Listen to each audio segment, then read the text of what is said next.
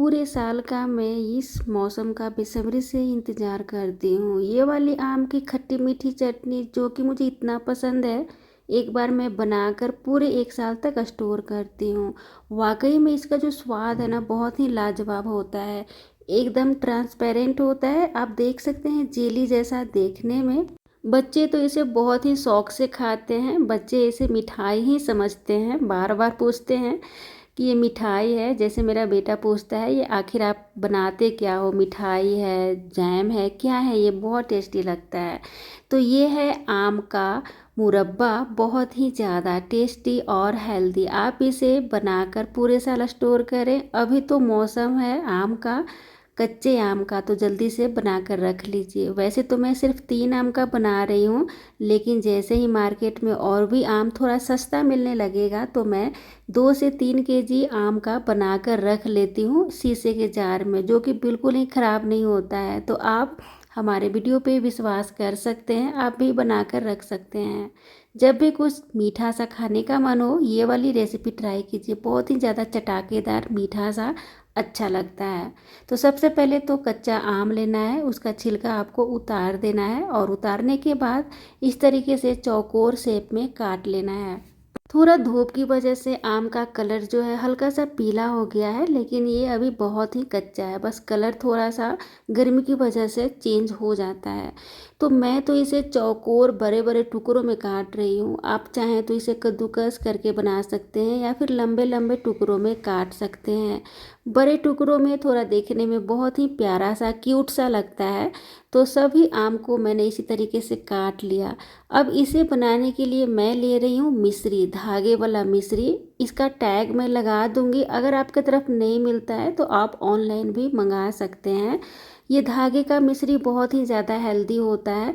लेकिन अगर आपको मिश्री नहीं पसंद है या फिर नहीं मिल रहा है ना, तो आप इसके जगह पर चीनी का इस्तेमाल कर सकते हैं। ये धागे का मिश्री बहुत हेल्दी होता है। तो मैं कोशिश करती हूँ इस तरीके के रेसिपी में मिश्री ही डालने का। तो मिश्री को ना इस तरीके से कूट लेना है और इसका जो बीच का धागा है उसे भी निकाल कर हटा देना है। बीच में एक धागा होता है तो उसे निकालना काफ़ी ज़रूरी हो जाता है। अब देखिए दोस्तों, यहाँ पे मिश्री या फिर चीनी कितना लेना है, तो ये याद रखिएगा जितना आपका आम है उससे थोड़ा सा ज़्यादा आपको चीनी लेना है। वैसे आप अपने मीठे और स्वाद के अनुसार चीनी का इस्तेमाल कर सकते हैं, लेकिन इसे इसी तरीके से बनाया जाता है, जितना आम होता है उससे थोड़ा सा ज़्यादा चीनी लेते हैं। अब ये डिपेंड करता है कि आपका आम कितना खट्टा है और कितना हल्का सा लाइट है कलर। तो अब कढ़ाई में मैंने आम का टुकड़ा डाल दिया, इसी में मैंने मिश्री डाल दिया और नारियल डाल दिया है काट कर, और कुछ खरबूजे तरबूजे का बीज डाल दिया है। ये जो बीज और नारियल होते हैं ना, बहुत ही ज़्यादा अच्छा सा टेस्ट लाते हैं इस रेसिपी में। अब इसे कवर करके धीमी आंच पर पकने देंगे। मैंने थोड़ा सा मिश्री और ज़्यादा डाला था बाद में, पर मैंने वीडियो में दिखाया नहीं, पर मैं आप सभी को बता दे रही हूँ। मुझे थोड़ा मिश्री कम लगा तो मैंने थोड़ा ज़्यादा डाल दिया। अब इसमें थोड़ा सा मैंने कलर डाला है, फूड कलर, बहुत ही ऑप्शनल है। अगर आपके पास नहीं है तो इसके जगह पे आप थोड़ा सा चुटकी भर हल्दी पाउडर भी डाल सकते हैं, इससे काफ़ी बढ़िया सा कलर आ जाता है।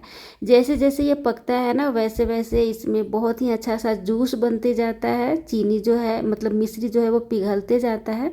इसी में डाल देंगे काला नमक, आधा चम्मच के करीब, लेकिन अपने स्वाद के अनुसार डालिएगा। और आधा चम्मच मैंने इसमें मिर्ची का पाउडर डाला है, जो कि तीखा वाला है। अच्छे से मिक्स करेंगे और धीमी आंच पर गाढ़ा होने तक पकाएंगे।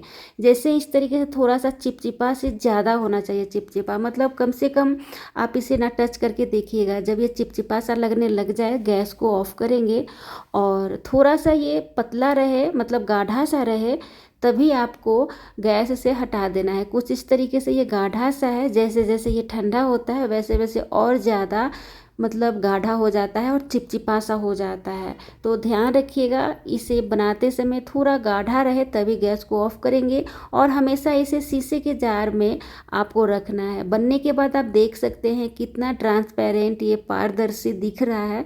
बहुत ही ज़्यादा टेस्टी होता है। तो आप ये वाली रेसिपी एक बार ज़रूर ट्राई कीजिएगा। रोटी पराठे के साथ, पूरी के साथ बहुत ही ज़्यादा अच्छा लगता है। और घर में कोई अगर मेहमान आते हैं ना, उनको भी खाने के साथ दे सकते हैं। पहले से बना बनाया रहता है ना, तो कुछ मेहनत भी नहीं होता है। तो आज की रेसिपी पसंद है तो प्लीज़ मुस्कुराइए। राधे राधे।